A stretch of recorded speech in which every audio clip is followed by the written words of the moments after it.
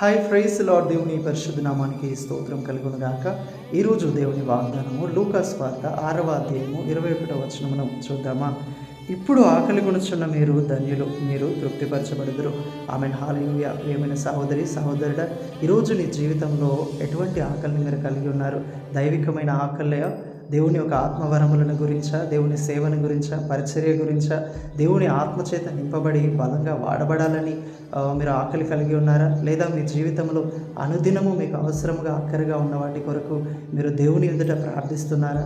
ఎటువంటి ఆకలిని, ఎటువంటి తృష్ణను, ఆశను మీరు కలిగి ఉన్నా సరే ప్రభు అంటున్నాడు ఏంటంటే మీరు సంతృప్తి పొందుతారని. అవును ప్రియమైన వారులారా, ఆయన క్రొత్త ధాన్యమును, క్రొత్త ద్రాక్షరసమును, క్రొత్త తైలముతో మిమ్మల్ని సంతృప్తిపరచబోతున్నాడు.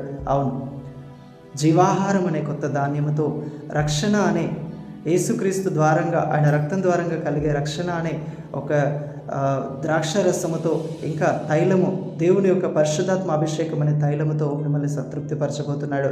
కొవ్వును, మెదడును ఇచ్చి మిమ్మల్ని సంతృప్తిపరచబోతున్నాడు. కొవ్వు బలముకును, మెదడు జ్ఞానమునకును సూచనగా ఉంది. అవును, ఈరోజు నీ జీవితంలో ఏంటి ఎండిపోయిన పరిస్థితి? నా జీవితంలో ఏ మేలు ఆశీర్వాదం కలగదా అని నువ్వు బాధపడుతున్నావు కదా.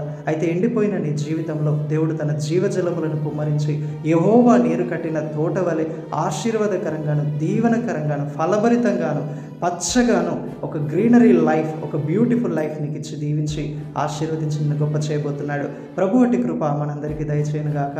ఆమేన్. Praise the Lord. May God bless you all.